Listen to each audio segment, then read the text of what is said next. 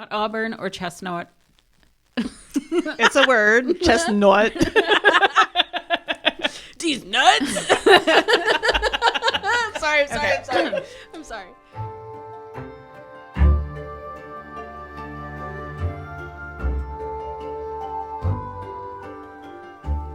Welcome to Recapping Romantasy, hot takes on hot literature. Who are we? We are me, Emma. I am Maura. And I am Tabitha. Recapping Romantasy contains mature content from fairy smut to dragon rider torture to monster genitalia.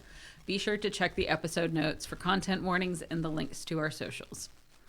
This is the second episode we're recording on the same day, so things might go off the rails. I'm also completely out of liquids. Let's see what happens. You're just a husk. Yeah, I am. Yeah, dried out, sad. And I'm leading this one, so this will be fun. Yay. She's going to be amazing, you guys. I can spit in your mouth We if have you need fate. That's what best friends are for. Today we are reading Swordcrossed by Freya Marske. I believe this is her first standalone novel after finishing the 3 books in the last Binding series. I do see that she has a book coming out this year that is a sapphic retelling of Cinderella. I'm not going to lie, I almost didn't pick this book because I know this author can write some very difficult characters as love interests, which I know a lot of the guys in the books we read are generally terrible. Yeah. But like I said, like difficult, complex characters. And I thought it might be a little difficult to get into. I know when I first read, what is her first one? In the last Binding series, I can't remember. A Marvelous Light. I was actually shocked when it turned into a romance because it felt just like a book, like a novel that was fantasy, and I didn't realize we were going to have this intense of a romance in it. So, well, I think honestly the love interest was the most problematic for me and Emma in this book. Oh, yeah. I think all of the characters in this book stand fine on their own as characters. It's just as a romance where it gets a little questionable. As a romance, I'm like, same. I don't know. I really liked it up until the romance, and I was like, now I'm having thoughts. I don't remember what I thought about it, so we'll find out as we go through. But I think what is really important is to remember that the tagline on the cover of this book reads, "High heat, low stakes, sharp steel." Definitely remember that. There was no one who dies in this book, and the biggest drama involves sheep. Yeah, I was expecting way more action and less talk of wool. I do also think it is really important for us to acknowledge that Swordcrossed is a metaphor for 2 dicks touching. Yeah. Do they? Yes. Do they what? Do they touch dicks? Yeah. They do touch dicks. Do they like fraught? I don't remember. Probably. Okay. We'll find out. But yeah, I cannot emphasize enough the wool thing. Like, this book is all about what happened to a shipment of luxury wool. And that is it. So I do genuinely appreciate that the tagline literally says it's low stakes as a reminder that we aren't going to light any shit on fire. We're just going to do some sleuthing about wool. Yeah. And as someone who knits only with nice, expensive yarn, as a little treat for myself, I get it. When Madeline Tosh looked into like going out of business a few years back, I was bereft. Like, I thought about crying. But don't worry, it was saved. You can still experience the joy of Madeline Tosh. I don't know that it is. Yay. Yay, all you yarn enthusiasts. Yeah, I tried knitting once, but I couldn't figure out how to cast off, so I just gave up. Yeah, that's we are in a post Joanne Fabrics universe right now, so that is disappointing for me. I mean, they didn't always have the best yarn, but I could usually find something cotton based because I'm allergic to wool. Oh, wow. I don't know if I'm allergic. I think I just have sensitive skin. I think you're just sensitive. I'm just a little baby. Yeah, I'm just a girl. You need a to newborn little bunny. You need to get you some merino wool or something. Maybe an alpaca. That would probably work better. Guys, my principal in high school used to have an alpaca. He had an alpaca farm, and just like to give you a picture, because I've talked about my privilege a lot. I come from like a very like a nice school district. Not that you can't have a farm, but it just was very opposite. He had like a southern accent at one point. I'm sorry, we're supposed to be on topic this episode, and I'm already way off. I didn't like him. He wore like one of those bolo ties. Oh. Yeah, he was a weirdo. That's not normal for where you live. Not at all. Not at all. I also grew up in a place where people would sometimes have alpacas, but it was more like the kind of place where they would let the alpacas into their house. Yeah. So, yeah. Nope, it was very rural. Yeah. When I was in elementary school, there were cows across the street. So, yeah. Matti, or full name Mattinish J, is in a tavern celebrating his new engagement to Sophia Cooper. He doesn't seem particularly thrilled about it. He also seems to be trying to keep under wraps that he's really kind of broke. This is set in a vaguely Renaissance-esque world, just based on like the clothing. And there are merchant guilds that seem to carry a lot of political weight. The town we are in is not the biggest in the kingdom, but it is a seaside, really prosperous town. Yeah, I kept thinking like Florence during like the House of the Medici area, 15th century. Guys, I thought about this book on my trip. They like have something like this in Switzerland, or they used to. But I wasn't paying enough attention to the tour guide to learn more about it. So sorry. Yeah. Fantasy oligarchy. Wine. This is a fantasy oligarchy, everybody. Well, I get deep in my feels about this later, but like, fantasy oligarchy. I will say it is definitely a capitalist system. There is, however, one thing: very strong unions. Yeah, they do. This world. Yeah, pro union. That's basically how this world works. So. Some total fucking rando bumps into him, and they have a scuffle, and the pocket watch the guy was carrying gets damaged. And in an attempt to not make a scene, Matti gives him some money to cover it up. Then he gets roaringly drunk. Nice. Yeah, so this is money that he's already budgeted, right? So Matti is experiencing poverty and, well, quote unquote poverty because he's still rich. And is only marrying Sophia because she is really rich. So it's kind of like... Don't worry, she's in on it. Yeah, she's in on it. She understands how this is going. She just wants his name, basically. She has the money. He has the name. Kind of like when the gentry in England were all going bankrupt and needed American money to save them. Sorry, England. Not going to... Sorry, fuck you guys. So... I was really worried that she wasn't going to be in on it. Like I was given this like some hard side eye. I'm like, she does know this is happening, right? She knows, right? Yeah. I don't think even by this author, it would have been redeemable if she wasn't in on it. Oh yeah, for sure. I think that's the only way it worked. Yeah, same. So next morning, hungover, he heads to the local duelist guild to hire someone to fight as needed for his wedding. You see, Sophia, this is what Matti thinks at this point. He thinks that Sophia is in love with, I believe, the son of Matti's family steward, like the right-hand man. Yeah. And the guy, the son, is a noted swords boy, just like a real guy who likes swords. Hence the need for the hire. Matti's like, hey, can we do this on the cheap? The sword master says that they got a new guy that he can use for that, name of Luca Pierre. Let's go into a practice room and you can try him out. The new guy is, of course, the rando who grifted him the night before. So my favorite part of this book is that they just randomly have sword duels for ceremonies. Like if you imagine a baptism and someone with an axe to grind just walks in with a sword to challenge it, that's what this world is about. And they're super stuffy and aristocratic about it too, which is just the cherry on the top of the crazy sundae. Yeah, I spend way too much time and way too much brain power trying to figure out why they would have sword fights for like any other ceremony besides a wedding. Like it makes sense when you're you're challenging a wedding, like speak now or forever hold your peace bullshit. But like, why are you challenging a baptism? Like, what are you challenging? The paternity of the baby? Like, is this Maury, whatever the fuck his name is? Like you're not being baptized in this religion. Yeah. This child is not pure enough, except like that's what baptism is for. Anyways, stop pouring water on that baby. You're not the father.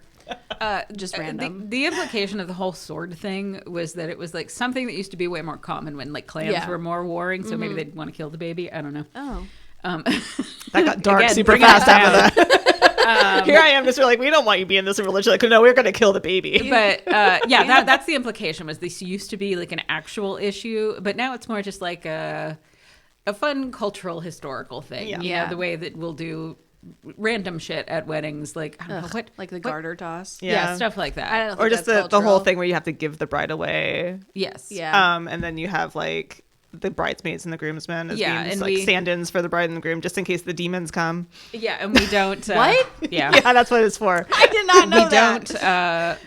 We don't like follow them to the bedchamber and make sure there's penetration, but we see them off at the end of the wedding. Yeah. We're like, we know you guys gotta. So that's kind of like what I don't think I ever want to be married. So that's what the sword stuff is in this. Is it's like making sure there's penetration. Mostly just symbolic. Yeah. So Luca is like, hey, be cool and play swords so Master Tolliver doesn't get suspicious. So they sword and argue. And Luca explains that he didn't expect to have to buy into the guild that he's in now. And he singled out Matti because he was dressed extremely well and bought a bottle of wildly expensive wine. So he assumed he could pay him off, basically. Matti basically admits that it was a show, but stops short of fully admitting that his family house is out of money. Luca tells him that he's actually a really good duelist and can totally do it for that lower price, and proceeds to take off his shirt and like show him sword stuff. I would not be able to tell if someone was good or bad at swords from them like throwing a sword around. Yeah, I guess because that's not what this is for. So he shucks off his shirt to play swords because all romance heroes shuck their shirts before doing sword stuff. It's like obviously a good metaphor. Like I'm good at sex metaphor. Yeah. There's a scene in Bridgerton where Anthony and Benedict fence in their flimsy Regency shirts, and it's just amazing. But it would have been 8% better if they took their shirts off. And then it would have been like 1,000 times better if they weren't brothers, because then they could be like fencing topless while kissing, and it wouldn't have been weird for them to kiss because I was watching Bridgerton and not White Lotus. Emma, have you ever watched Emma? Which one? 2021. Yeah, I have. I was gonna say one of my favorite things about that movie is the like getting dressed scene. They do it with a man instead of a woman. Yep. I also like when he comes in and he's just like butt ass naked. And he lays on the floor. Yeah. It's great. Yeah. 10 and 10. I don't like that he's blonde, but we'll move on. Can't have it all. Yeah. By the way, Luca is slim and muscular, pale, and has very red hair. Not auburn or chestnut or russet or any of the other words that authors use when they're trying to make a guy sound hot, but like a fiery copper red. It's a very bold choice. I admire the guts of the author to do this. Yeah, but not one mention of crotch rocket in this book. Well, they don't have rockets. Actually, they probably God. do. There's probably a firework guild. Yeah. I don't know if I mentioned this, but Matti they're all like in their early 20s. Matti is also kind of tall and slim with curly hair, but he's black. He's a person of color. Mm-hmm. So Matti agrees to hire him as he is desperate and Luca is cheap. Matti does ask that in exchange for keeping his secret that he's a thief, Luca must teach him the basics of swordplay.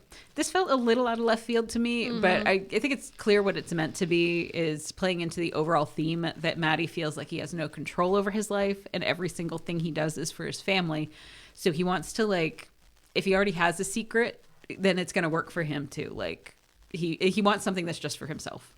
Yeah, agreed. It did feel out of left field, and it doesn't really go anywhere except like as a sex metaphor, I guess. But it also fits with this character development, and people can just learn shit for fun all the damn time. It's, who am I to judge as an adult who does weekly horseback riding lessons simply because I can? Like, whatever. I can do whatever I want. I have money. Do it. I mean, it's obviously pivotal to the book, but I agree. The sword lessons felt really random. Sure, he ends up enjoying it at the end, I think, but it is like the first thing he does for himself. But doesn't he like reveal that he goes swimming as something he does for himself later on too? Hey, he can multiple interests. No, okay. But if we remember, the swimming was also prescribed to him by the doctor because he has anxiety attacks. Oh, okay. So this is a prescription swimming. Yes. Kind of like when they sent women to the sea. Yeah. Yes. Go recover by the sea. I would love for someone to do that to me. Yeah. Or like what? Orgasms for hysteria. Oh, yeah. Yeah. Mm-hmm. I don't want that part. No. Matti walks home after this, slightly less hungover and thinking about basically what I just said, why he's doing this, that he's stressed with his responsibilities as the acting head of his house, which is a very prosperous and noble wool, like makers, buyers. Like, I don't know how to describe this because they're not the people who make the wool, but they're the people who like buy raw materials and then put it out to people within the industry to like cart it and make it into wool. Yeah. So I don't know what you call that business part of it. I'm too much of a peasant to know this. Yeah, I don't know. But his dad is the head of the Spinners and Weavers Guild, so he has to oversee all guild business and serve on the city's ruling council, which is just a council of rich people, which ain't that always the way. Fabrication? Maybe? I'm sorry, I'm thinking of Yeah, I don't know. It's like they make wool cloth? Yeah. Yeah, like I said, they're not the people who raise the sheep. They're not the people that shear the sheep. They're not the people who... They're buying the wool. They're buying the wool. Yeah, they're like middlemen. And then they give it to... They give the like shops so and stuff, later, which I understand this is how economy works and everything. I just don't know the word for it. Like, I understand the person who raises the sheep is not the person who sells the wool. They are a supplier of the wool cloth that goes to the people who take that cloth and turn it into clothing. If you know the word that we're thinking of, you let us know in any of the comments on anything. A producer and a supplier of materials. I don't know. I work in gas. Okay, so yeah, something like that. That's what they do. Yeah. So as he's walking, he runs into Adrian Vane, the guy who is in love with his betrothed and will potentially fuck up his wedding. In an effort to not make it weird, Matti tries to chat him up and just makes it weird in a different way. I highly identify with doing this. Adrian just wants to be gloomy and sinister. He's very emo. So they part ways and Matti heads home. All the family is home, and we see that they're all very close to each other. He has a sister around his age and 2 much younger twin siblings. They discuss a rumor that the Hart family, which is the name in super fancy silk, might be branching out into luxury wool, specifically a variety called Black Libelza. The Jays just bought a bunch of this recently, but the ship bringing it to Glassport, their city, sank. I was so hyper-focused on trying to figure out how to say the special wool's name that I immediately forgot the detail about the fancy silk family, which is important. Yes, it is important. So it was a big reveal to me later. Yeah. No, you're because not. Because I think I'm dyslexic. No. You're not alone. I was totally focused on the Black Libelza because I was like, that sounds super fancy. I don't know. I want to know more about that. But then they're like, the super fancy silk family. I'm like, who the hell cares about them? I know. I was like, is that an I? Is that an L? Like, I hate Sans Serif for that fun reason. I was like, is it Ibzelza? Like, anyway, sorry. I think I listened. Yeah, I listened to the audiobook and then I read it, so I'm pretty sure it's Libelza. Hardcore. So this family's had a run of bad luck, if you aren't picking up on that. Yeah. As I said before, though, it was hard for me to read about the technical parts of the wool processing through this book because it makes me itchy as hell. God gives his toughest battles to his strongest soldiers, Tabitha. Like I said, I got skin like a newborn bunny. Look, I loved the wool processing details. Like, I went up to the Royal in Canada last year, and my favorite part was, like, aside from watching how prissy that Grand Prix show jumping is, I was watching the sheep showing and also, like, touching the freshly sheared sheep. I was just like, oh, let's touch more of these because it's so fascinating. So, I don't know, more wool. That's what I'm saying. Meanwhile, Luca checks in with his boarding house and wanders around the city chatting up locals. He's new here. I'm new in town. Yep. Sorry. We get hints about his past, that he's running from something, and that he feels it is better to pretend to be someone else other than himself. Early in the morning, Luca blearily meets up with Matti to practice swords, because that was part of the deal, is Matti wants it to be done as early in the morning as possible before he's got to do his day job. They agree to call each other by their first names, and Luca is such a dick to him. This is a through line in the book. Luca seems to have a lot of issues with focus and regulating his emotions. Same. Like, we're supposed to read these scenes as him not knowing how to help Matti and getting frustrated with that, and then understanding that he knows he's being irrational, but at the end, it's still just taking it out on someone who doesn't deserve it. Yeah. So I don't know. As previously mentioned, I am an adult who has taken horseback riding lessons for I don't know how long. That's how long. You're an adult who plays with horses. I am. I am a horse girl. I play with horses on the regular. I am absolutely indoctrinating my daughter as I go along doing it. And if I can indoctrinate my son, damn it, I will. But in horse circles, like, bad trainers are rampant. Like, abuse, and I've seen a lot. Now, if someone treated me the way that Luca treated Matti, I would simply quit on the spot and find a better trainer, because it's not my fault that the dude can't teach, and I don't really care about his feelings about it. He's being a dick. So there is a saying among horse people that just because you can ride doesn't mean you can teach, which is basically what Luca is doing. Just because he knows how to do swords doesn't mean he can teach swords. And that's his problem. So I don't know. He just doesn't seem like a dude who understands how to teach or basic pedagogy. So. No. I mean, to be annoying piece of shit right now. Technically, we're talking androgyny. I know. I don't know shit about this. The ped thing is child. I get it. And Maddie is not a child, thank God. So like, it's okay. On. My phone was like, "Are you really about to do this?" It's like she's like, "Yes, I am. I'm committing." To the point where it was like spell checking me, and I know that I spelled that word correctly because I had to write it 800 times in my master's degree. But I think that saying's like very widely used.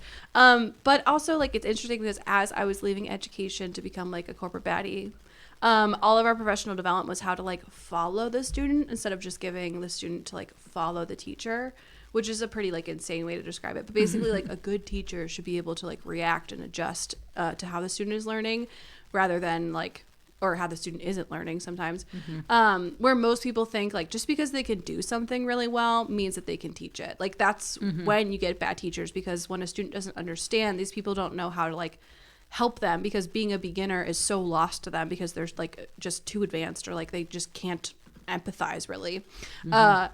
And they don't realize like it's hard to learn, and it can be like really complicated to get the basics, and that's like, you know, bad. So then we make fun of actually good teachers and coaches because they aren't all like geniuses with Olympic medals. They're just like random old people. So anyways, rant over. And also, before anyone else reads into this, I didn't leave teaching because people were doing anything like that to me. Like I just left it because can't stand those kids anymore. Yeah, just kidding. I really just couldn't teach the same thing for the rest of my life. Yeah, you get bored. Yeah, I was like, that's fair. I've taught this class 7 years in a row. I need to do something else. I'm young. I got my whole life ahead of me. She's the baby here. A 32-year-old baby. Not me. I'm on the downward slope. I'm going to do this till I die. Yeah. However, my job does involve me having to constantly learn new technology, so I got that going on. Yeah, it sucks. But yeah, no, I know what you mean, because I'm constantly learning. Like when I'm talking to, I'll just say students. When I'm talking to students, I have to test out a couple of times to see how far back in my process I have to go to meet them, where it will come down to me saying, do you know what a browser is? Yeah. Okay, let's start there. Yeah. Matti, of course, is too nice and too beaten down to do anything other than blithely accept all of this. Quote, Matti accepted every correction like a windless pond accepting pebbles dropped into it one after the other. End quote. Matti is such a cupcake, and maybe I'm just a feral gremlin, but because he is such a cupcake, it made me want to smack Luca more. I was just like, how dare you? He is a little tiny cupcake with pink icing on the top, and if you so much as bruise him, I am going to walk over there and just pluck out your eyeballs. Like, I was so mad after a while. And to be totally honest, that part kind of set the book back for me. I had a hard time rooting for the relationship after this whole scene, because maybe due to my own emotional trauma with bad trainers. See that one time my trainer went to jail. But still, don't hurt the cupcake character. He's my character. They take a break, and Matti talks a little bit about his family. Luca holds back from talking about his family. Again, secrets. Matti talks about the house difficulties as of late, which is to say, J-House. And Luca tries not to like him because, he's lying about everything about himself. Matti gets home after working a bunch in the late afternoon and encounters his sister talking with his fiancée, Sophia. Sophia's family is also merchant class. They're vintners. And they aren't as high a house as J-House. So that's what they're getting out of this arranged marriage, as we said before. Money for clout. Sophia and Matti have known each other since they were kids, and they like each other well enough. He thinks she's pretty, and she's smart, and she's stable. Matti and I have similar requirements for a dating profile. Like, can you just find me someone who's pretty smart and stable? That'd be great. That's so hard. He tries to apologize for essentially ruining her romance with Adrian, and she's like, fuck that guy. I keep telling him I'm not interested, and he keeps embarrassing me by writing love songs. I loved that so much. Same. I love that she was like, it's fine. She was like, fuck him, I hate him. He needs to shut his goddamn mouth. Everything about that was just like, man, I love her. Same. Yeah, as we all know, no means no. Back off, dude. They talk about wedding colors, and Matti blurts out that for the groom's side, he would like a dark forest green. Something that would look good with red hair. They end the conversation with a sort of, well, we got to do what we got to do, old friend. It's very romantic. Yeah, it's like they shake hands. Yeah. Luca and Matti are practicing swords again, and Luca is starting to be too mean, as he does. Matti kind of lets him in on what's going on. He tells him a bit about the current issue they're facing with the guild. So, please correct me if I got this wrong. I reread this a couple times. Yeah, you didn't even remember that like there was another house that did silk. Yeah. Listen, I can't read. Okay, so there's a city up north called Barlow that produces a lot of sheep, but only makes and sells the wool internally, like within their own city. They don't export it. No. Yes. The guild wants to open their market to Glassport, but is nervous about it, and their guildmaster is dragging his feet because of something his dad is doing on the city council.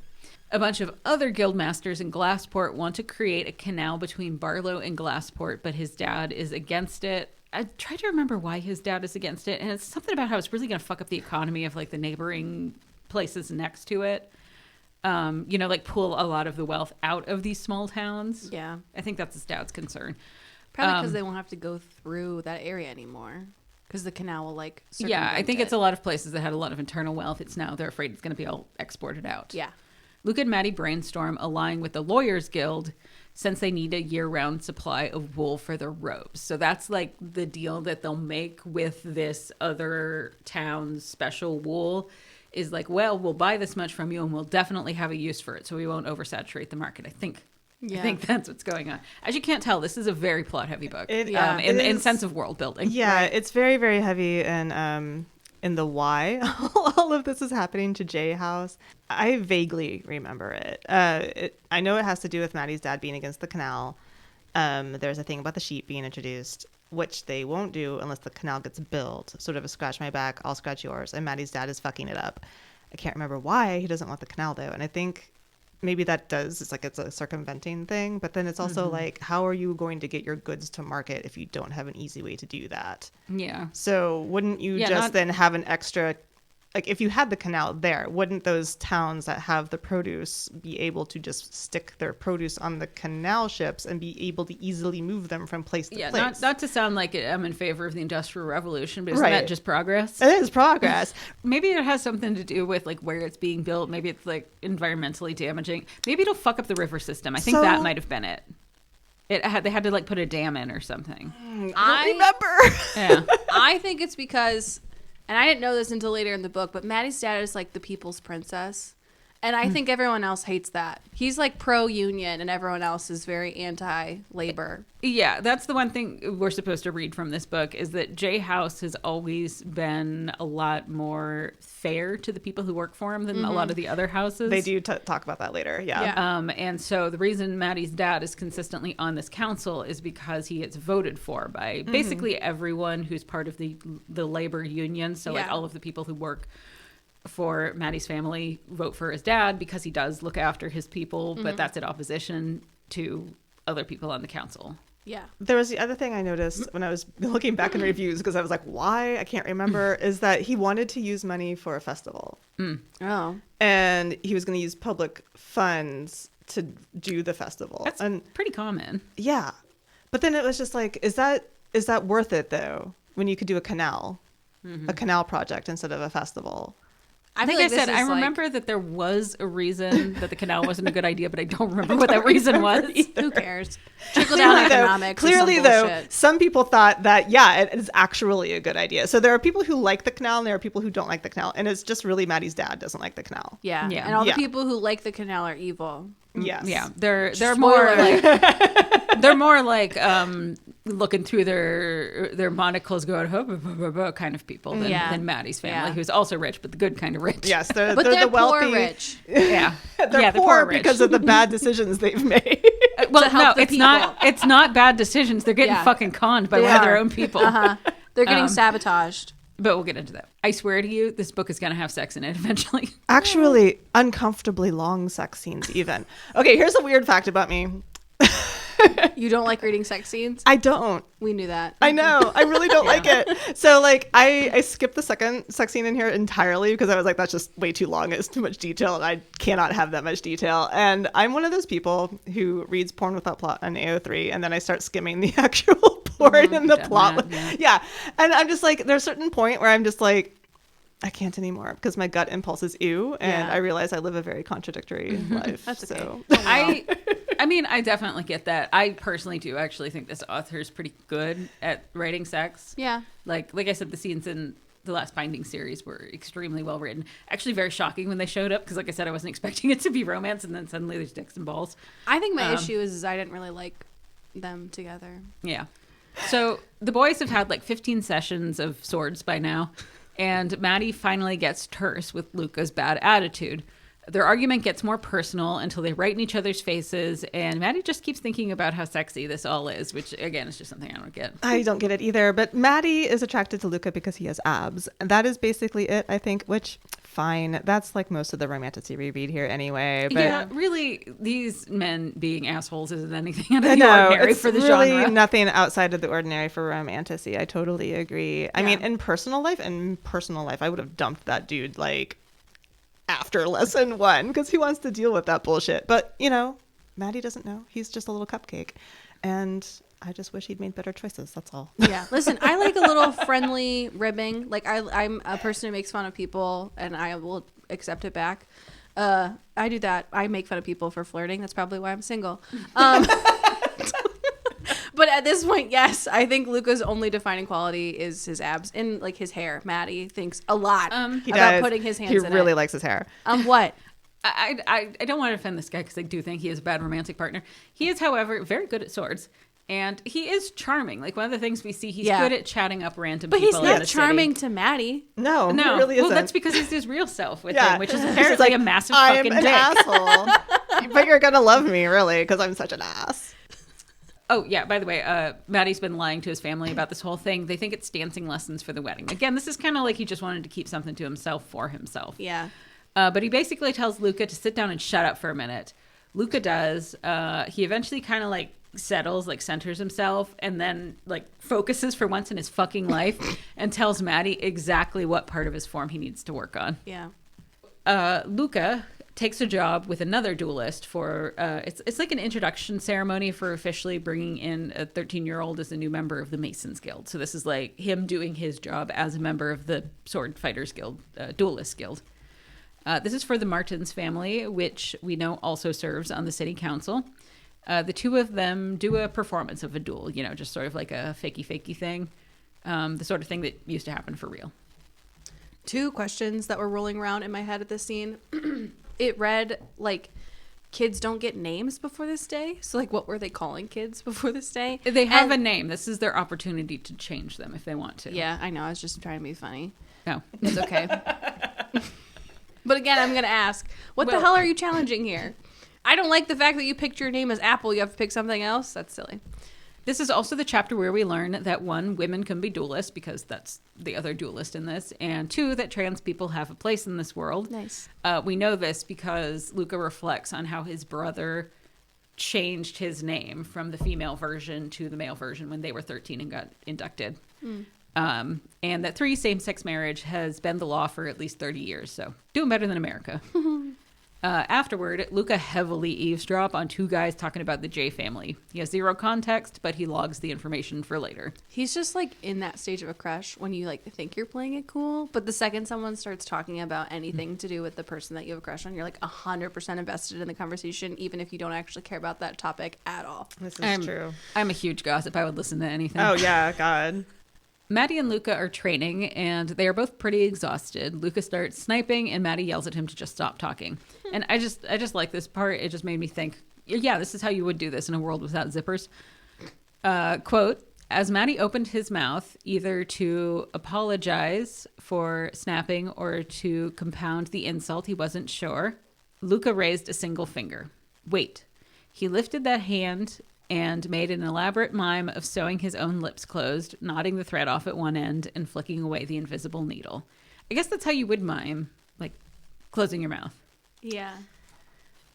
Can you imagine just standing there and watching that, just watching it go down? I mean, you could probably do it pretty fast. It would probably just be like...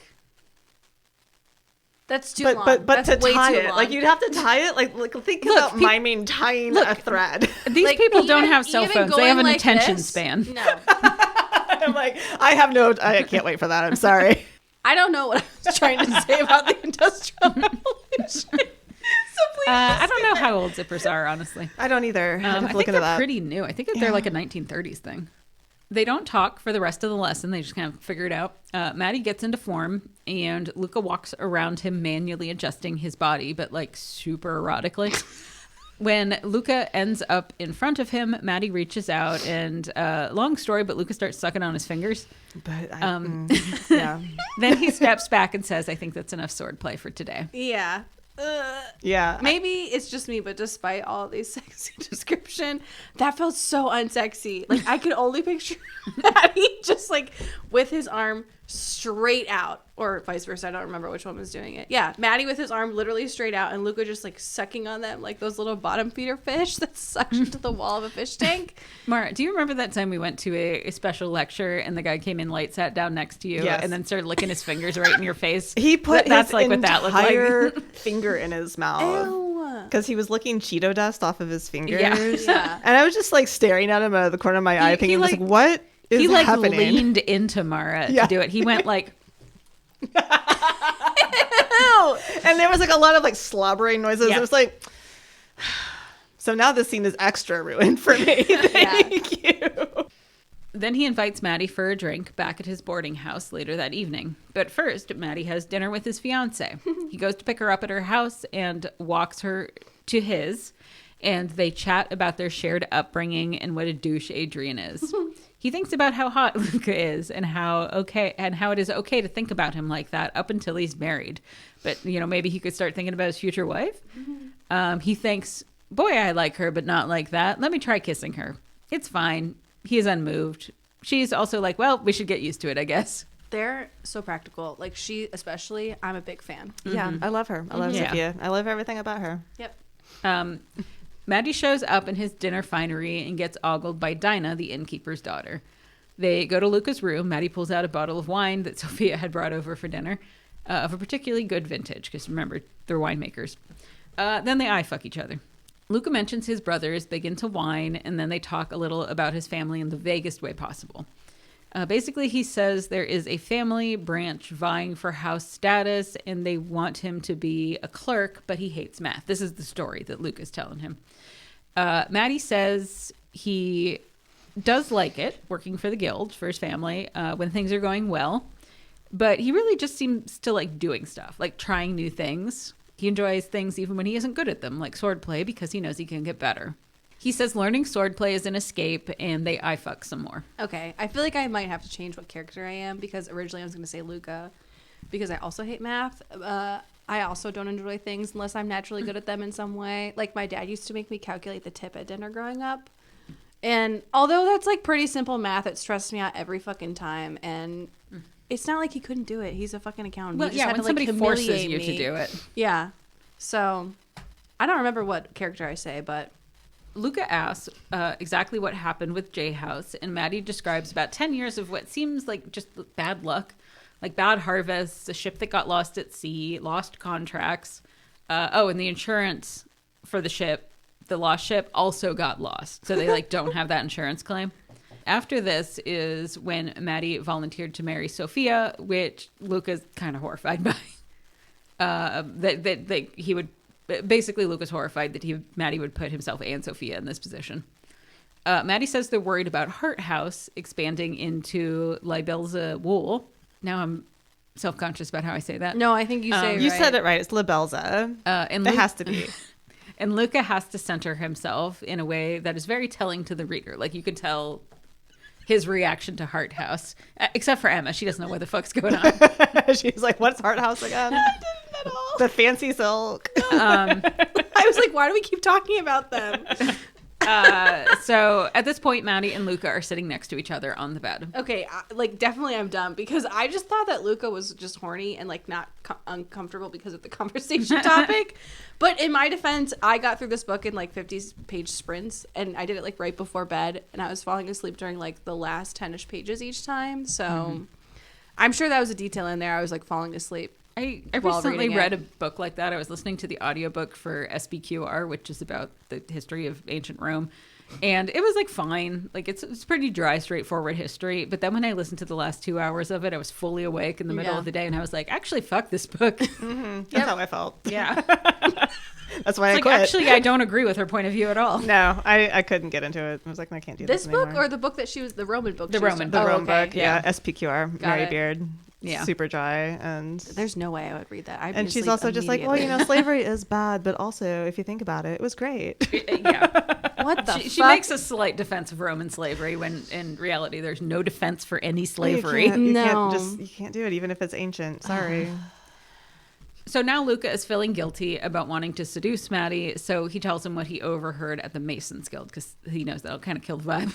Matti says that information was a secret that he overheard, so Luca describes the dudes. One of them has a beard, and apparently beards are not the style in Glassport. And Matti realizes that it is Chorus Vane, the most senior J-House employee. Since this was happening in the Masons Guild, he thinks Chorus must be in cahoots with Lisbeth Martins, the guild master of the Masons who wants the canal. But at this point, Matti realizes he's too drunk to work out the details of this. Chorus Vane is just like such a good evil name without it being like completely obvious that he's the bad guy. Like it's fantasy sounding without sounding stupid like Theophany. The worst villain name ever. And if we remember, Chorus Vane is the dad of Adrian Vane, the little emo piss boy. Luca tries to put his glass on the floor and ends up with his head in Matti's lap. Yeah, sure, okay. They discuss what to do about Chorus, and against the reasonable part of his brain, Luca tells him they can use his skill set to break into the Vane residence. Matti's dad has a key to Chorus's place, so it's not really that much breaking in.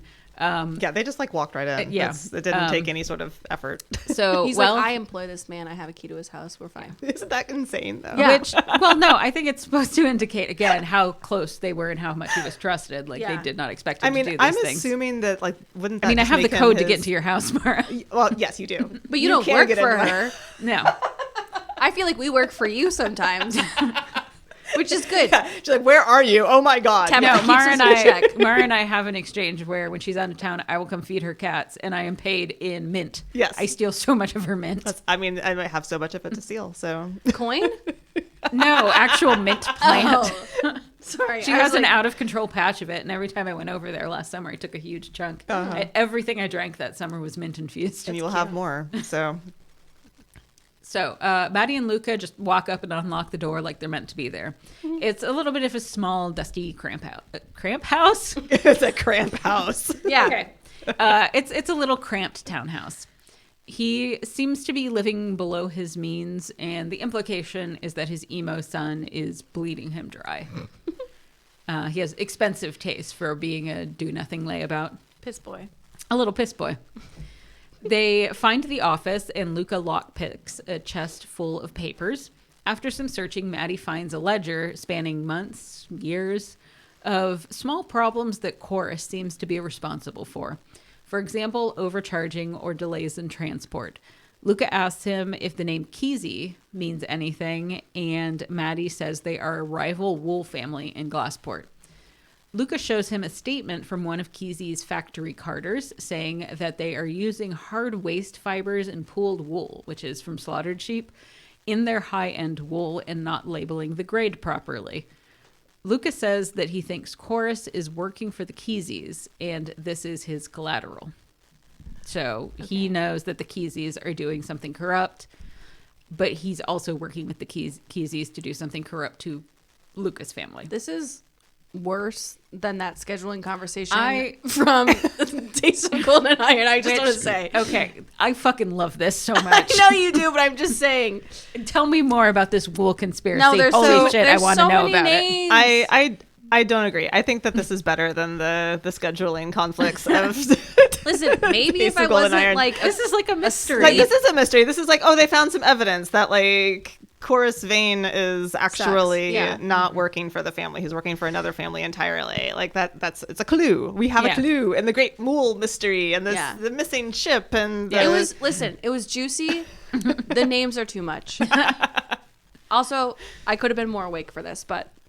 So Matti bundles up all of the papers and puts them back, saying they can't report stolen evidence anyway. And that his parents will believe him because he has a good relationship with them. Oh, if only. Then they hear the noise of someone coming into the house. So they need to like run and hide in one of the bedrooms. Unfortunately, they run into Adrian's room, and that's whose voice they hear getting closer. They get into the wardrobe and manage to close the door, but it is a tight fit. Matti is spooned over Luca, holding him steady, chest to back, dick to ass. They are scared, but turned on. Hell yeah. Adrian comes in chattering to some friend while trying to find one of his musical pieces. They are talking mad shit about J House. Apparently, when his dad, Chorus, tried to get him into the business, they offered him a lousy clerk position years ago. Apparently, he's holding out for a management position. He says that they're full of themselves, they're stick-up-their-ass rich people, and he wanted to make sure his beloved has a chance for real romance. Oh, my God. Yeah, I'm also incredibly suspicious of the wealthy and powerful, but with Adrian, it really feels like more of a jealousy thing. Mm-hmm. I think, both can be true here. I think the story is about rich people being rich and trying not to be poor, because that would be the worst, because that's literally all Matti's trying to avoid. And that Adrian is completely Delulu. Yeah, Adrian was super annoying. Actually, the whole Vane family pissed me off. I was trying to wrangle with my, eat the rich values. With the fact that Matti's family is supposed to be sort of like ethical billionaires, which is fake. I don't think I ever fully settled on anyone's side until the end. So when I was reading the daytime and could understand everything. Eventually they leave, and once they are well gone of the place, Luca and Matti make their way out. When they are a ways away, Matti sits down on a bench and kind of has a breakdown. Despite everything he had said about his family having bad luck, there was still a part of him believed that he was just bad at his job and ruining the family. He is beside himself to have confirmation of an actual conspiracy. Luca holds him until he calms down, and they agree to continue investigating together. Oh, that was cute. Whilst walking back towards the boarding house, Luca and Matti run into his sister Maya, who was visiting a friend. Matti fucking blanks on explaining who Luca is and just admits the whole swordplay thing. Maya is intrigued and forces them along to lunch. They get something cheesy and herby in a laminated dough that sounds wonderful, while Matti tells her the entire story, minus the kissing and the erections in the closet. It sounds like they're eating a savory version of what it's called a pain au raisin. It's like a little, basically what you describe, but with custard and raisins in the middle. Mm-hmm. Some people call them escargot, snails, since it kind of looks like a snail's. Either way, I'm craving them right now. They're really good. That's what it looks like. Yes, you can see she's provided a picture of a... Mm-hmm. It's like a pinwheel. Yeah. Mm-hmm. I did not eat one when I was in France. And I'm blaming that on my mom and my sister refusing to eat food. She gives some advice on how to undo Chorus's deeds. Her vibe throughout the book is that she wants to be more involved in the family business, but she isn't the heir like Matti is. She also wants to go to one of the Kesey's carding houses herself to see if they are really lying about their production. She's going to take Luca because Matti has work. So, do I need to explain what carding is? Yeah, probably. Okay, so when you have raw wool or any kind of fiber like that, like you do with cotton and stuff, you have these two big brushes with bristles on them, and you put pieces of the fiber in there and you pull them apart, and it's just to get the fibers all separated so that you can then weave with it. You can make it into thread or do whatever. Is that the best way to describe it? I didn't even know what it was before, so good job. So Luca and Maya head out into the city to a little town to one of the Kesey's workshop. They get to carding, chatting up the other employees while pretending to be itinerant workers. The other people say that the Keseys aren't very good employers, but J House, those were some good bosses before they had to shut down a bunch of their workshops. Maya is, this is actually where we hear the employees saying that they like voting for Matti's dad. Yeah. Maya is being standoffish with him today as he tries to pry information out of her about her family. He is basically trying to ask her, why are you all letting Matti suffer under this strain and not helping him?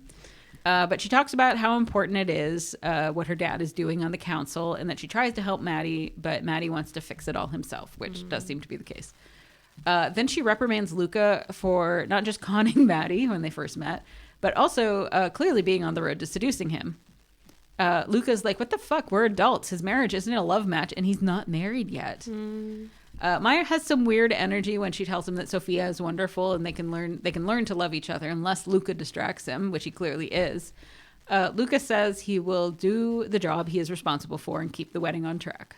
It's like a little amazing to me that Catholicism isn't the main religion for this story and also for Maddie's family, because they have a big martyr energy. Like, my cousins and I have this discussion all the time. Like, are we self-sacrificing people pleasers because of like who our parents and grandparents are? Or is it Catholicism? Yeah, they do have a big self-sacrificing Catholic vibe. Mm-hmm. Mm-hmm. Yeah. I broke that big time. Thanks, therapy. We know that they have different gods in this world, and that there's specifically like a god for the kind of shit they do with like making stuff. Like I said, it's been a while. I can't remember the details. So now we're at the night of the Half Moon Ball, the traditional engagement party 2 weeks before the wedding. It is being held at the country estate of the Coopers. There's lots of family, professional peers, etc. Luca is flitting about in a way that we, the readers, know is suspicious behavior, like avoiding certain people. But Matti doesn't, and also Emma doesn't. No. This is news to me. Matti wanders up to a group of guys, only then realizing that Adrian is with them. I know his dad works for them, but I just still seems weird to me that this loser came to this party. Then Luca saunters up and makes things both more and less awkward. He introduces himself and acts like he doesn't know who Adrian is, saying that Matti's friends must all be bad at swords, and some little piss baby wants to fight him at the wedding, apparently. Adrian stomps off, people giggle, and Matti drags Luca away. Luca then meets Matti's two youngest siblings and their mom. The kids talk to her in Yagali, her first language, and Matti feels some old disappointment, as that was one of the things he didn't have time for because he needed to take over the family business, learning the language. Mm-hmm. After talking to his mom for a while and getting berated for hiding, Luca and Matti head back to the throng so the bride and groom can dance.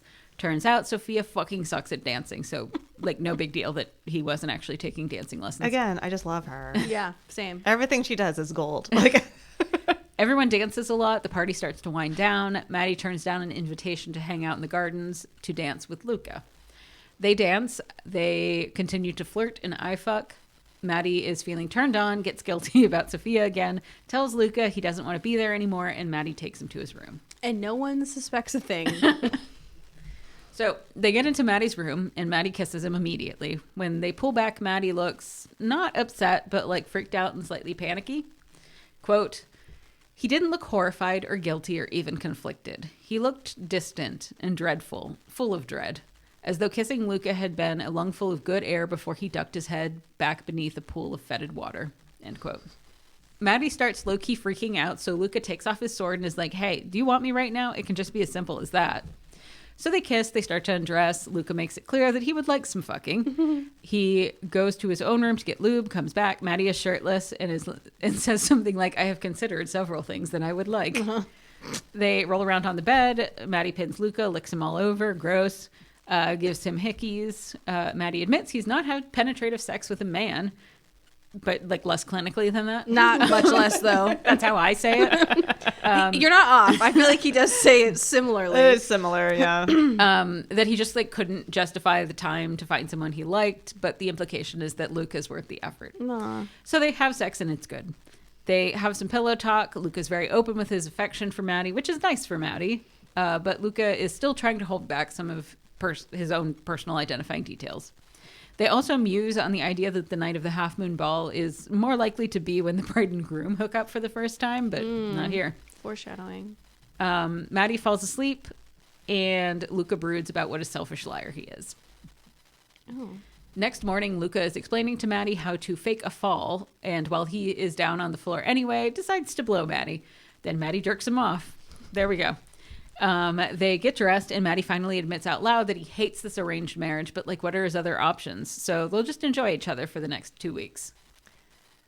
So yeah, this was a long sex scene, and it was super detailed, and it triggered my porn without plot AO3 skimming impulse. And you might ask how much extremely detailed sex I can withstand reading on page, and it might be 3 pages roughly, depending on the level of detail, because I'm just super weird, and I apologize.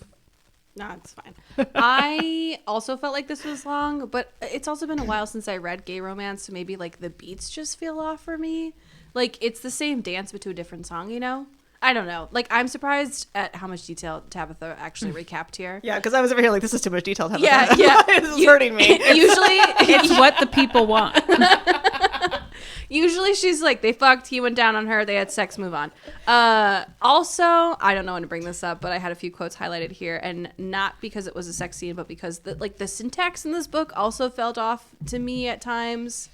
I don't know, could just be I'm bad at reading. No, I think you're right. I think there's a lot of unnecessarily wordy description that gets a little bit weird, like that fetid water thing. See, from earlier, I was like, what? I think this is a matter of personal taste because honestly, the way she writes really works for me. That's fine. That's fair. And I've not read any of Heather's stories, and like, I've not read quality books recently, so it could just be that too. Like when they're talking about how Matti hasn't like had time to dick around, it says, to justify the time, Luca translated, as for sword lessons, so for more enjoyable forms of physical exertion. Yeah, that's rough. And like I know I'm not the brightest bulb in the bunch, and I did admit like I was like half asleep reading part of this, but it's just like a little clunky. Maybe the author is British. Use the word whilst, which is like an automatic British flag to me, because all of the copy that I review are from Brits, and like I do it for my job, and they have whilst or whilst, however you want to fucking say it, all over it. She said also like a grin with claws to it at one point. Which, like, maybe that's just something from this world. It doesn't necessarily seem British, but I don't know. It just was like... It doesn't necessarily seem British, does it? It just was, like, weird. All of their other cultural quirks, like, within here have been fabric-related, which I thought was nice. Like, lots of, like, weaving, wordplay, symbolism. I don't know, literary words right now. I don't know. The author is Australian. So, yeah, basically the same thing. Just one other example. Listen now, Australian people, you're basically British. Listen, they have a lot of similar like word choices. I don't know. I think American English is the most different. I guess Canadian as well. No, I agree with you. Yeah. So she also says this towards the end of the book, and I just had to put it in here too because I found it weird. Thomas J. was pale-faced and clearly moments from stepping forward. Matti managed to catch his eye and made with one hand a gesture from the negotiating table that he'd not had cause to use for years as Thomas moved into guild and city business, and Matti's faith in his own abilities began to erode like a sea cliff beneath his feet. Also, that's just one sentence. I don't think it's just you. It is a really wordy book. Like after I read this, your commentary there, I went back to it and I was like, how many scenes are really in this? And it's not that many. Yeah. So like she packs in a lot of this extraneous details, like swimming in it. Mm-hmm. So I think it is possible to have a few clunkers in there to be like, this is like, that's a lot of words for what you're trying to say. Yeah. And but it is a really short-ish book for like the amount of stuff that's happening. I feel like there's a lot of like introspection. Yeah, there's a lot of introspection. She's talking about a lot of stuff going on in like one scene. She like really gets into like nitty-gritty details, like the grin with teeth or whatever. With claws? Yeah, with claws, yes. And yeah, I think that's kind of... I don't know. It's a style. Yeah. Yeah, no, this unfortunately works for me. I know. But like I said, look at the other book that I really liked that we did, which was A Taste of Golden Iron. Mm-hmm. It's exactly the same way. It is, yeah. It's heavy on word building. Yeah, and again, like day-to-day details. I was like prone on the floor after a while. And also like people's like internal thought processes. Yeah. I think... Taste of Golden Iron worked better for me because it's more like the internal processes are more about the romance part. Mm-hmm. Like... See, for me, this one worked better for me. I don't know why. I mean, it's all personal. But I was going to say, I think that Taste of Golden Iron, I like their internal monologues better because I felt like you could really feel the longing in that one. That's what I mean. Whereas with this, I like the actual plot. I like how in the weeds we are about this wool conspiracy. See, I feel like between the two, they kind of make a good book. Like the plot in this one is good. I like the plot in this one, and there was no plot really in the other book. So I can smush them together. Yeah. So Luca has breakfast at his boarding house and chats with Dinah. She tells him the street level gossip about Jay House, and then he goes to the library. Ooh, libraries. Yay!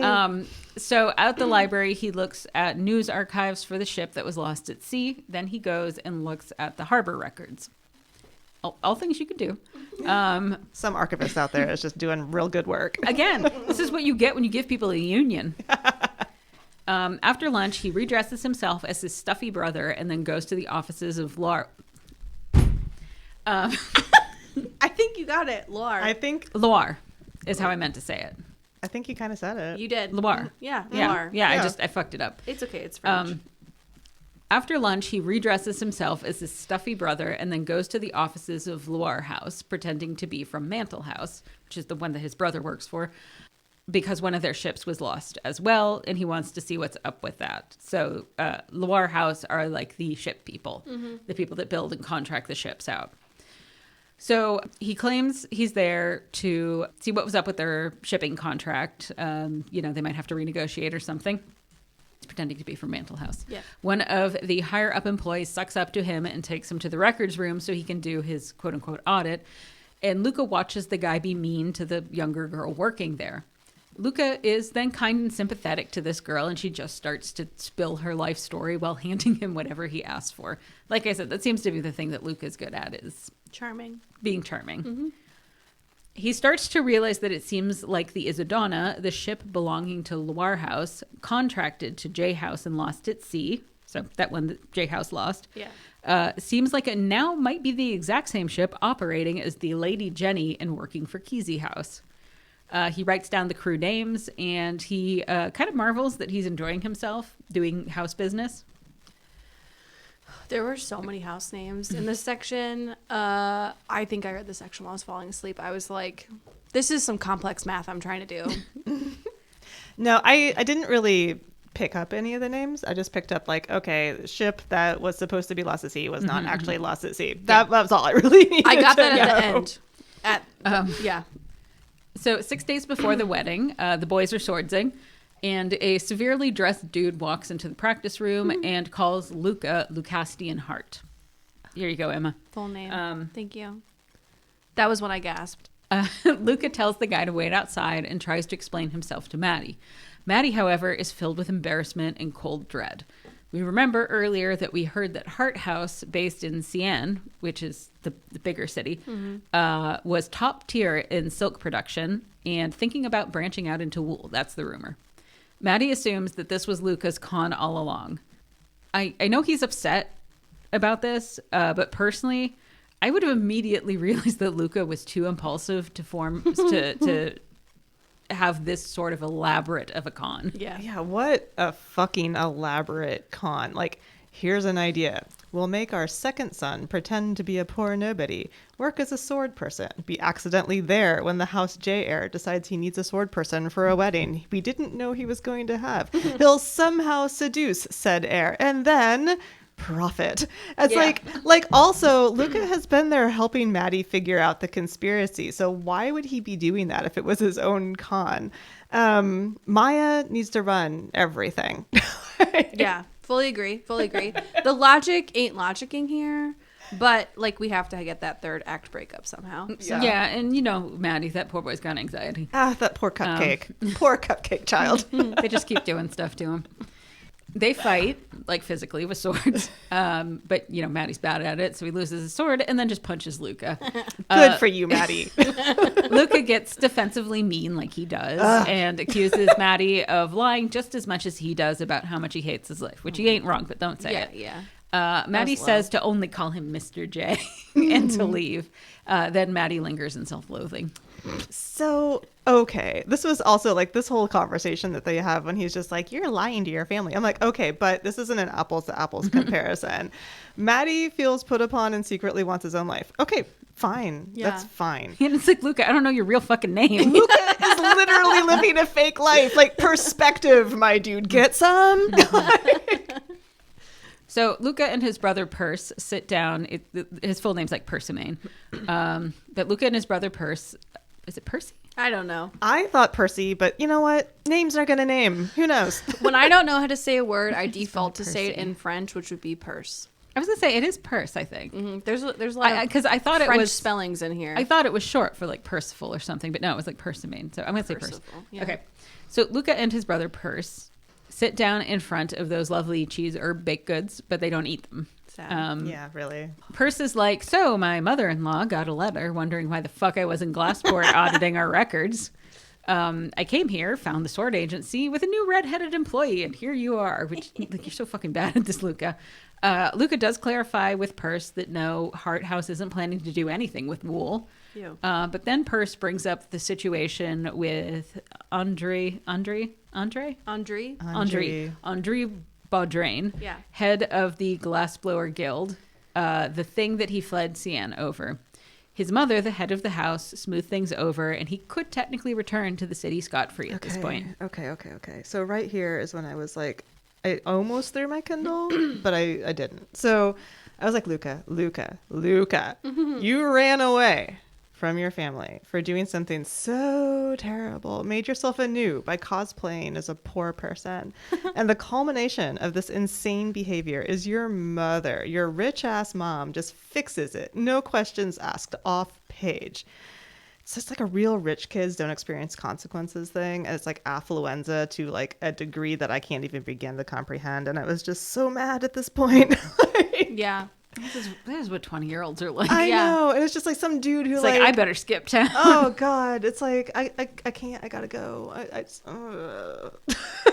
Yeah, rich kids don't ever get in trouble. I thought we all knew that. That's why we have a convicted felon as the president. Yeah. My hang up is that we still don't learn what he did. Like that. Oh yeah, we don't find that out until he tells Matti. Still for forever. I was thinking, damn, are we gonna go this whole book without learning Luca's secret? And then his brother shows up, but it's only like a small part. And it was hinted at earlier if you weren't like falling asleep like me. So we also find out that Perse is the older brother, so he was set to be the heir to Hart House, but then he married a mantle and chose to move to their house, leaving Luca as heir, for which Luca is deeply resentful. Yeah, which is why all of this shit happened. But like, poor little rich boy. Oh fuck, I wouldn't want to do that. My tiniest violin plays for you. I wouldn't want to be, especially with that much math that you have to do. I don't know, man, so much math. If I was one of the Medicis, I would be one of those ones that just like spends the entire life in a university reading books and wandering around listlessly. Yeah, I don't want to do math for my job. If I were in that family, I would happily be the like one kid that everybody's disappointed in. Yeah, I'm already that kid. And that's without the wealth. Right. And that's without the tremendous wealth of the Medicis. Yeah. So Perse is like, why does any of this matter to you? And Luca gives him the outline of the story, minus the boat research and the sex.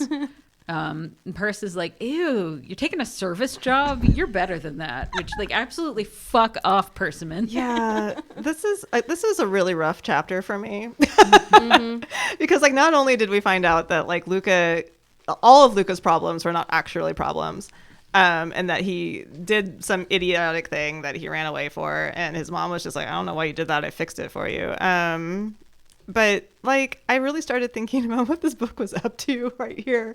Like, we all knew that Luca was either probably nobility or, like, since this world, nobility and wealth are basically the same thing, wealthy. And that was not the surprise, I guess. What surprised me was how much the book really commits to this line that wealthy kids have it hard too. Won't someone think of them? And yeah, sure, I'm guessing they do have problems in life. Everyone does. But it all seems so on the nose when the villain in the book is the poor family trying to get rich. I guess, spoiler. Like, who the fuck do they think they are? Sure, we can cosplay as a poor to avoid consequences, but the poorest can't be like us. Then where would that leave the oligarchy? And maybe I'm just like really in my feels because Elon Musk is taking over the United States and I'm so fucking tired. So I don't know. Same. I mean, like, so many grains of salt here. I was just having a lot of feelings. And I guess I was expecting Luca to really upend what the book was selling in terms of class, but it turned around and just compounded all of my issues with it. It's just like, you're better than working in the service field. Well, and I don't think we're supposed to agree with him when he says that. Yeah, I know. But also it doesn't. There are things that Luca says afterward that really compounded it.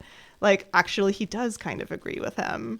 Like, what he says to the dude's face at the end, he's just like, you're poor. Sad for you. Like, and I was like, okay. Say that. He does, basically. He does. I went back and looked at it. I don't remember. Yeah. When we get there, we'll get there. But I don't know. I feel like there's too much going on in the world, like, right now for all of this going on.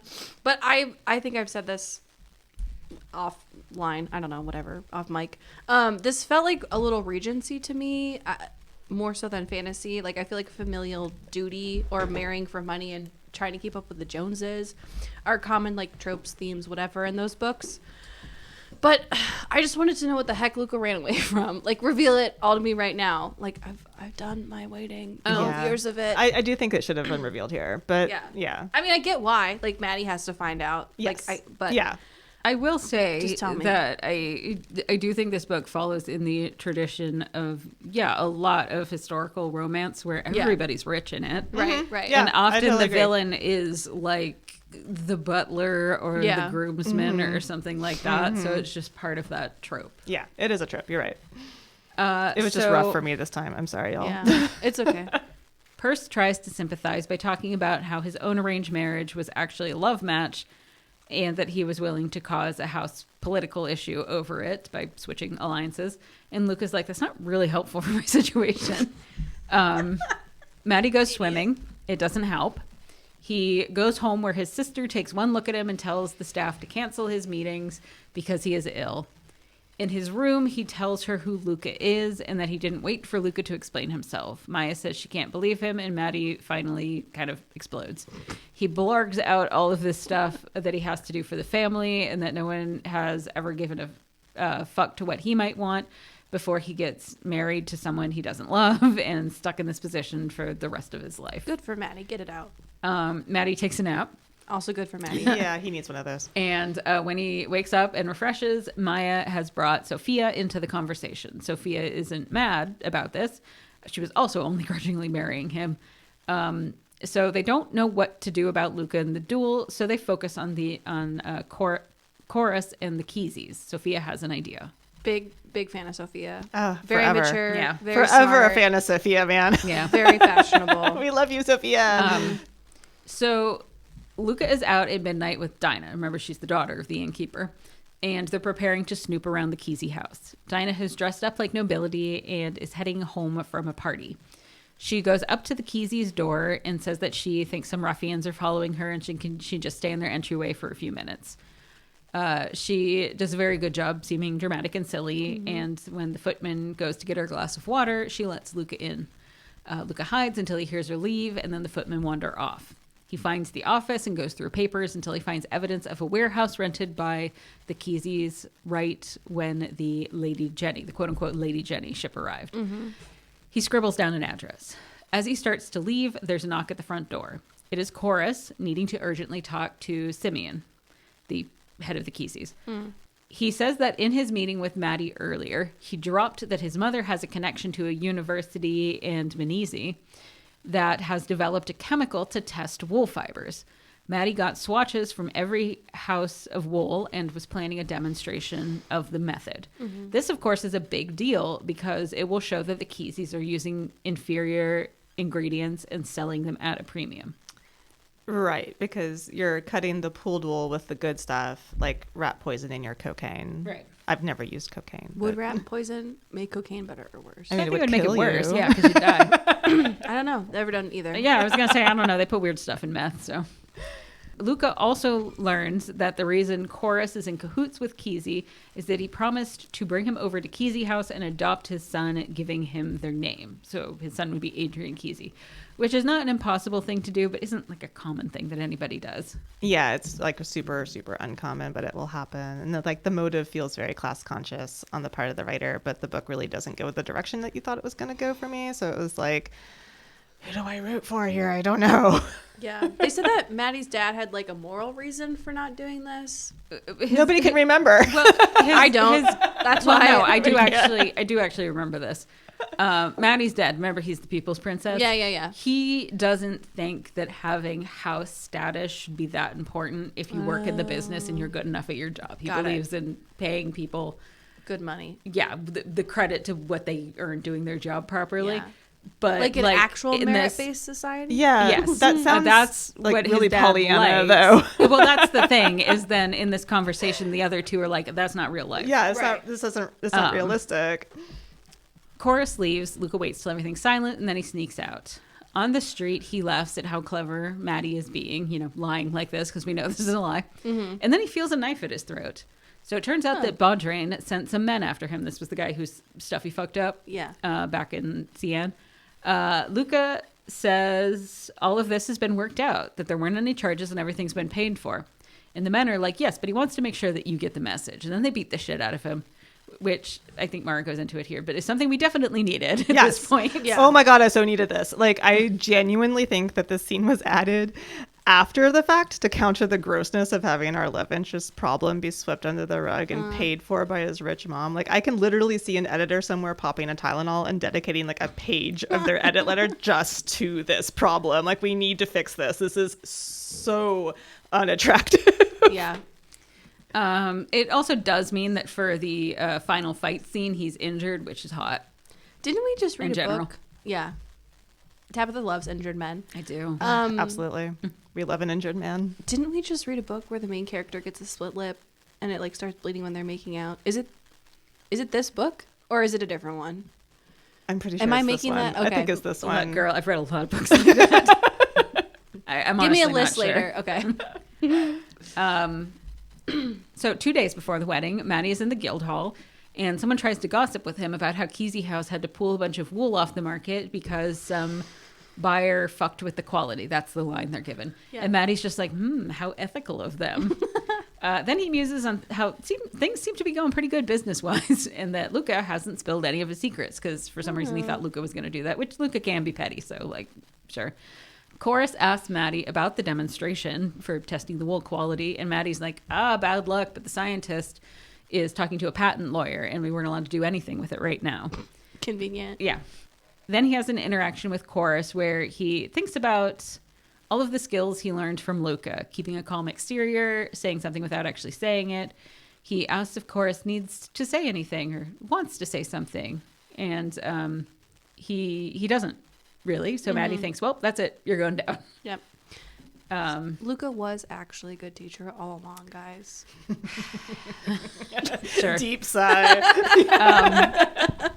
So we all learned something. We're not sure what. So a boy arrives with a message for Matti. It's from Luca. Just a quick apology, swearing that he meant no harm, that he's still his best man for the wedding, and will make it up to him. Luca, meanwhile, is getting checked by a doctor who tells him to rest for several days. He has bruised face, arms, possibly broken ribs, sprained ankle, but his wrists are fine, so he can hold a sword. Okay. It was basically a perfect beating to make somebody miserable without permanently damaging them. Oh, man. When I read this, too, I was just like, God damn it. Like, I was like, I need you to experience a consequence so bad right now, but, you know, whatever. He does have broken ribs. I don't care. That wasn't enough. After Maura wants him dead. After the doctor leaves, Luca, with great difficulty, does some math. Same, I get it. Then Dinah arrives with a package that turns out to be some of his family's high-end silk. Then he asks Dinah to visit a warehouse with him. Matti wakes up the day before his wedding, nauseous with his siblings crawling on him, the little ones. He goes downstairs and joins a pre-wedding breakfast of his family, friends, and some guild people. Oddly, Lisbeth Martins were there. Remember, she does marble, wants the canal, maybe in cahoot with the Keseys. She's bad. Lisbeth... Is she? Well, yes, she is. You talk about somebody who is rich and hates poor people like his brother. That's Lisbeth. Mm-hmm. Liz bitch. Yeah, Liz bitch. Don't laugh at that. Yeah, high five. So Lisbeth asks to speak with Matti privately. She seems to be gearing up for something, but Matti just tells her he knows about Chorus. Mm-hmm. She seems surprised, but controls her reaction. And through the conversation, Matti realizes that she is the mastermind of this whole thing with Chorus and the Keseys, but only because she wants to fuck up J House so bad that it gets her dad off the city council so she can have more power and she can get the canal. Yeah. Then she's like, well, you have no proof of my conspiracy and I will continue to make your life hard, so maybe talk your dad out of running for office again. I do like this quote, leave the big picture to the gods, said Lisbeth. All they want is for us to get ourselves halfway across the bridge and they'll help us across the other half. The idiom sounded hollow in Matti's ears for the first time. He tasted his words before he said them. But who builds the bridge, he said, and on whose backs is it built? End quote. And she's like, whatever, nerd. Yeah, I'm like, whatever, Matti. Like, you're a class warrior all of a sudden. Well, it's like he just suddenly had this thought, like, oh my God, people work for us? Well, no. The whole thing is kind of wild. That's the whole thing with his family, though. Yeah. It's like, they're the ones who are like that. People's princess. Yeah. I don't know. I read this more as, like, he's agnostic now. Like, I don't know. He was, like, talking about the wool god or whatever her name is earlier, but it felt like when I react when people say like, if God wills it, like, honey, no, God ain't got nothing to do with you passing your driver's test. Okay. It's skill, not like you're trying to predict when lightning is going to strike. Okay? I think his the whole thing is like, you're really going to fuck up this many people's different lives. Yeah. For profit, for politics. Yeah. And yes, she is.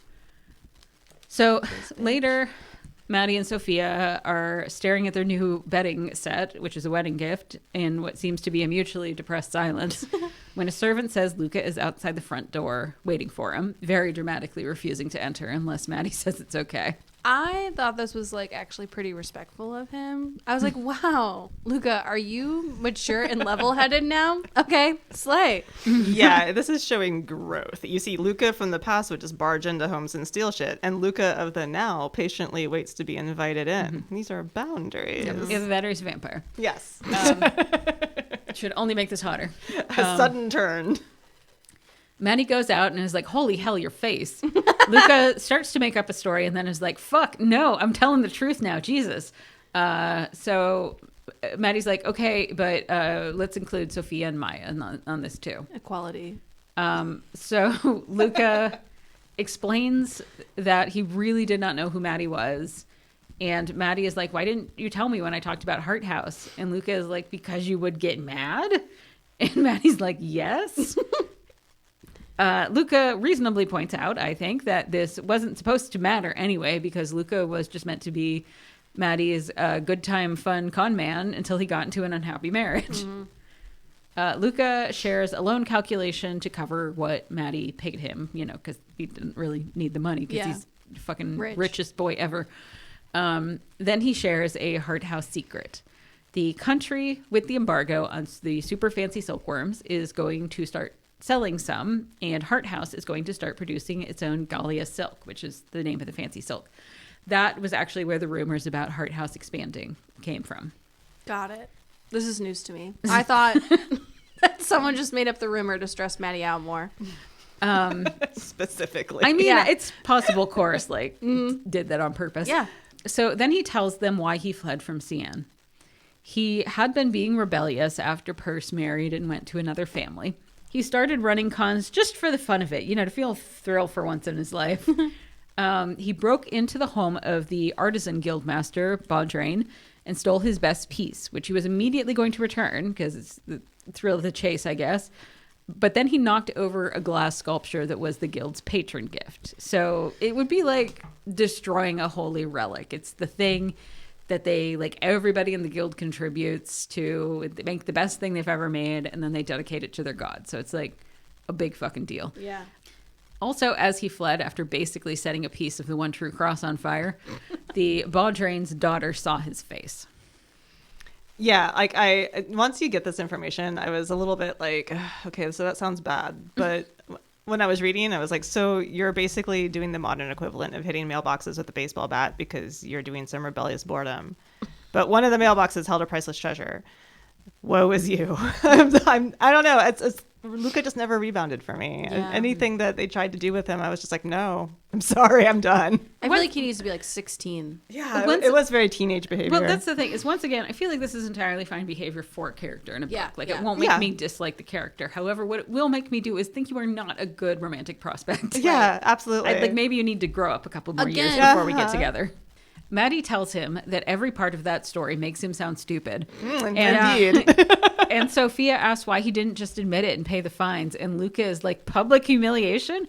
Everyone judging my house? That's super scary and I'm afraid. It's like, I would prefer to run away and cause more disaster. I mean, honestly, that's the impulse for everyone, but you got to fight through it. Like I said, it's an immaturity thing. So Matti calls him a disaster and hugs him. So they ask Matti what he wants, and he fully admits he hates his work and he hates the idea of marrying Sophia. Sophia also seems relieved. They all decide to hold the wedding anyway, just to have a forum to air out this conspiracy. Sophia asks Luca not to throw the fight because she really doesn't want Adrian to win and feel that he can keep bothering her. Matti says that they can both just say no at the right time during the wedding, Up until now, I literally thought that whoever won the duel got to marry the person that they were fighting for. No, I thought that too. Consent still exists. Yeah, I know, but I got a hair in my mouth. But they never explained ever what any of these fightings are for. So I'm like, is this like the most literal interpretation of like speak now or forever hold your peace type thing? Like when you think about like the whole thing, it's like, okay, we're gonna go into this duel. What happens if Adrian wins? Yeah, just like, I guess we don't get to have married. Then it's just like, no, actually, I think we're gonna still get married. Fuck you. Yeah, like she's so worried about him winning, and I'm like, because if he wins, you have to marry him. Well, like, I think it's if somebody, she just doesn't want to give Adrian any positive attention. No, I get it now. Yeah, and Maddie's worried because he's gonna get fucking stabbed. Yeah. That's what the whole reason why I hired him. Got it. So everyone else goes to dinner, and Luca holds Maya back to talk. He asks her why she wasn't the one to propose to Sophia, since it's clear that she's in love with her. Oh man, I completely missed the lesbian thing here. I feel so ashamed. I did not catch it at all. I did not. I could tell this was coming, but like I said, I've also read her other series where the middle book is a sapphic romance. Okay. So Luca comes to dinner and he charms everyone and accepts Maddie's mother's invitation to sleep over. After he walks Sophia home, he finds Luca waiting in his bedroom. Yay. Maddie asks what his lost secret is, and Luca swears that Maya knows, but it will have to wait for tomorrow. They consider how Luca gave up his freedom to secure Maddie's house because now he has to go back to work for his family in Cian. Mm-hmm. They discuss visiting each other because Maddie says he doesn't want to lose how Luca makes him feel. Aww. Luca says he wants Maddie to know everything about him. Aww. So then they have sex. Luca rides him, because of the ribs. Would this fall into hurt/comfort? Yes. Your favorite. They wake up the next morning, have sex again, and then prepare for the wedding. It's all very romantic. Everyone is at the guild hall for the wedding. Everything is going to plan when the officiant drops the "Does anyone wish to challenge against this marriage?" Of course, Adrian does. Boo. Adrian then makes a big scene of telling everyone Luca's true identity as the spy for Hart House. Oh, whatever. Adrian assumes Luca must be shit at swords because he's a rich kid, which, like, rich people got time to do stuff. Oh, so much time. Yeah. So Maddie says, sure, whatever. I name Luke Castian to stand up for me. Adrian and Luca fight. It's a nice action scene, in my opinion. Like, Luca goads him a little and misdirects him about his injuries. And, of course, in the end, Luca wins. Adrian apologizes to Sophia, who just rips this guy a new asshole. She says she's never liked him. He never listens. He's a selfish bastard who only pays attention to the things he wants with no regard for anyone else. Which, like, this guy sucks, but damn, what a day for public humiliation here. You lose a fight and then a girl tells you stink like butt. Like, get wrecked. Yeah, but he needed to be humbled. This was also where Luca did tell him that basically his house is small and cramped. He's like, you have a small, cramped house. And I was just like, what the fuck, Luca? On top of everything else. Like, this dude is not a good dude. But being like, you have a poor person house. I'm like, okay. And that's the thing is, like, I don't actually think he's poor. Like, I think the veins are solidly middle class. But like I said, Adrian has bougie taste. Yeah. It's a weird thing to insult them for. Like, yeah, it is so weird. It was such a weird insult. I feel like this, number one, his like Luca's public humiliation of multiple people here didn't really vibe with me. No. But I think he was with me. Oh man, well, no, it didn't. That's because you're like confrontation queen. I never confront anyone. But I think what Luca was like trying to come across was basically like, remember in your high school, my middle school, when people are like, God, you're such a poser. I feel like that's what he was trying to say, but instead of it being with like, you're such a poser, you're trying to be like an emo kid and you don't even listen to My Chemical Romance. I think the thing that bothered me about it is basically that he is a rich guy. And he's basically like walking up to this kid who, granted, is an awful human being and saying, you're just not rich like me. Yeah, it could be interpreted as punching down. Yeah, that's what it felt like to me. It felt like a huge punch down at the very end when I was just like, Luca, you were doing a pretty good job of redeeming yourself, and now I hate you again. Yeah. The officiant tries to resume, but Luca is like, you should repeat that part about objecting. He does, and then Maya objects. Nice. She pulls out a sword, and despite obviously only having the bare minimum of a grasp of how to use it, she disarms Luca. Luca's like, oh, no, you win. I was fist pumping at this point. Fist pumping my fist in the air. Mm-hmm. Yeah, fist pumping. We've been talking for too long. Yeah, we have. I need to cut out like everything I'm about to say. So the four of them are like vibrating with excitement, and everyone else is deeply confused. So to apologize to J House, Luca announces a deal made between the Hart and J Houses. Because Hart is getting those fancy worms, They have a contract with a major fashion house in Sienne, exclusive for 5 years. Also, that fashion house will be getting their wool from J House for 5 years exclusively. Luca then very theatrically lays out how the Isadora wasn't sank, but it was stolen, and the crew basically told that they were smuggling, which, like, that's sailor life for you. Yeah. Then it was repainted and recommissioned under Loire House as the Lady Jenny. We're talking about the ship, by the way. Then he asks Mr. Kesey how much the bribe was. When Simeon Kesey gets all worked up and says that's ridiculous and without proof, Luca shares that he found the lost inventory in a warehouse on Tar Lane rented by Kesey with the batch labels still on it to match Jay's receipts. So, like, very clear evidence of theft. Yeah. Clearly he was going to pretend he bought it himself at a later date. Matti then mentions that they could only have been funded by a bigger house like the Martins to set up this whole thing. Kesey immediately starts yelling accusations at Lisbeth, who seems stunned. She thought Matti only knew about Chorus, not the ship. So she starts yelling at Kesey about not knowing when to shut up. Then Matti calls up Chorus. Matti asks him how long he's been in cahoots with Kesey House. Chorus tries to attack Matti, like physically. Then, when pulled back, tells Matti to retract his accusations or he will tell everyone J House is in ruins. But, like, number one, they aren't anymore, and two, everyone kind of already knows. This is not relevant anymore. He tells Chorus that they can either go before a magistrate with the evidence, or Chorus can, like, fucking book it. Like, leave town, change his name, like, not be associated with them anymore. And Chorus backs down. So back to the wedding. The officiant asks Sophia and Matti and Maya and Luca, so, like, what are we doing here? Like, Sophia, do you want to accept Maya? So Sophia runs to talk to her parents and then says she accepts with their blessing and that she will join J House business, essentially. The officiant asks Maya's parents, who are like, oh, yeah, sounds great. So the wedding party is reshuffled and no one else objects, and Maya and Sophia marry. I was so fucking pumped at this point. Yeah, me too. Good for them, man. Yeah, I really liked this twist. So afterwards, Sophia finally seems really, really happy. Good. Everyone else seems confused but pleased because, after all, Sophia is still married to Jay. Think about, like, how juicy this wedding is, though. I would be telling people about it for decades. Oh my God, this was so Days of Our Lives. Yeah. It was like chef's kiss, peak soap opera. Like, I was at the edge of my seat the entire time. I was like, this is like bringing back so many childhood memories of watching soap operas. Thinking, yes. So despite the fact that they are still standing on the dais and people are looking at them, Matti kisses Luca because, like, why hide it at this point? You're two rich boys who aren't engaged to anybody else. Yep. Matti, this is kind of epilogue, last chapter stuff. Yeah. Matti is at his family's house preparing to leave on a trip with Luca.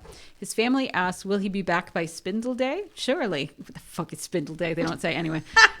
He says he doesn't think so. His parents are a little surprised, but then they tell him about how they impulsively married for love when they were young and how they never meant to make him feel like he had to give up every part of himself, and they want him to be happy. Okay. Luca and Matti are putting their shit into the carriage, and Luca pretends to fall and con him again, but sexy. Like, how will I find work now? I'm new to town and everything. I'm new to town. I'm sorry. They are interrupted when Maya comes out and rattles off to Matti all the business shit she and Sophia have in hand. Now, I think Sophia's wearing pants in this scene. Hell yeah. Good for her. Yeah, exactly. Matti left notes. Their parents are still there, and Maya is excited to take over. Sophia comes out and makes a joke that she might need Matti for kids. Barf. Yeah. The implication of that. I know. That was just like, man, another line you just had to throw in there. I'm like, God damn it. So Luca asks if he's ready to go. They are heading in the direction of Sienne, but slowly to see what's out there first. The end. So, what do we think? Am I going first? Yeah, you can go. Yeah. All right. So, as I've said, I read the last Binding series by this author, and while I would overall say that I liked them, I have seen the similar issue in all the books, which is that while I do understand that the characters do like each other once they are together, like, I buy that, I have no idea why they were initially attracted to each other. Like, why does Matti like Luca and vice versa? I just did not feel any kind of initial spark. Again, fine on their own, don't understand why they're together. Otherwise, I enjoyed this book. I like when books are low stakes. And like I said, I love world building. I fucking love a fantasy novel that puts you into the weeds about random shit. Like, yes, tell me more about fictional wool processing. This is very similar to when I read the first Outlander book, in that part where she's basically functioning as the doctor of the castle in like the 1700s. When the plot moved on, I was like, wait. I want to keep doing this. Also, I effectively read this book twice, and I liked it better the second time around. I think it's a story that you're meant to like read slowly and sort of soak in. And I had this whole like reflection I did afterwards about how maybe I need to slow down when I read shit. No, never. I read too fast and I will never stop. But I agree. I didn't really understand what Luca and Matti saw each other in this book. Like, as I've said multiple times, Luca was rough for me. I didn't like him taking out his bad teaching on Matti, and I didn't like his poor little rich boy shit in the last third of the book when we were trying to redeem his character. I really like the world building, though. Like, I love the wool mystery. I love the sword stuff. I really like the sword duel thing that happens in the world. I thought all that was really unique and fun.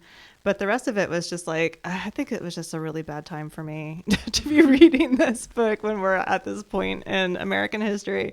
Because I was just like, I can't deal anymore with this. Like, rich families are going to use the poor person to like further their agendas. It's just like, I can't do it anymore. I mean, honestly, if I got to live in capitalism, I'd rather live in this capitalism where they got a lot of unions. Yeah, I mean, they have plenty of unions and I really appreciate that. But it felt like I would prefer not to live in capitalism at all. Yeah, obviously. It just felt too that like everybody, Anarchy. I didn't agree with any of the houses. I thought the Jays were Pollyanna. I thought everybody else was like needlessly mean. And I thought Luca was a piece of shit. So it was like, why am I reading about any of these people?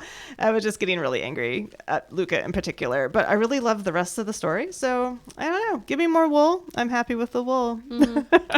I wrote my little wrap up first. So I thought it was good. I don't know if I liked it though. Like, I think the story was nice. Luca and Matti were nice, but I think the fact that this was like sold as a Romantasy book and not as like, I don't know, an alternate universe Regency novel threw me. I kept waiting for action or magic or some of the themes that I feel like are more common in the fantasy genre, or at least the fantasy genre that we read. But instead it was mostly like a conflict between family duty and true love, which just feels more common in what I've read in the Regency genre. So I don't know. I think because of that, I was disappointed about just like only the political intrigue. I did think the trade-centric religion was pretty interesting, though. I wish there was like more of a mystic or magical element from the gods to make it feel, I don't know, a little more fantasy. And like last piece, I wasn't like totally a big fan of Luca. Don't hate me. I think he was funny, but this is like similar to how I felt about Tadek from A Taste of Golden Iron. I think I like Tadek a lot. Yeah, oh my god, I love Tadek. No, too much of a chaotic side piece for me. Like Luca again just felt too messy. I don't know. I think it was good, but I didn't love it. So who are we? Personally, I would say that I am Dinah Vaught, because I will absolutely abet and assist your crime if you give me that sweet hot pipe and tea. I'm going to say I'm Maya. I'm in the background holding my family together emotionally as the unofficial family therapist. I want to be the villain in this book. Just, I want to build a canal and fuck everyone over. I'm just being a petty bitch right now. I'm sorry. So who wants to do the outro? If you have a hot take or book you'd like us to recap, you can message us on our socials. You can find the links in our show notes. If you like us, please rate us and leave reviews. That makes us so happy. Until next time, bye. Bye-bye. Bye.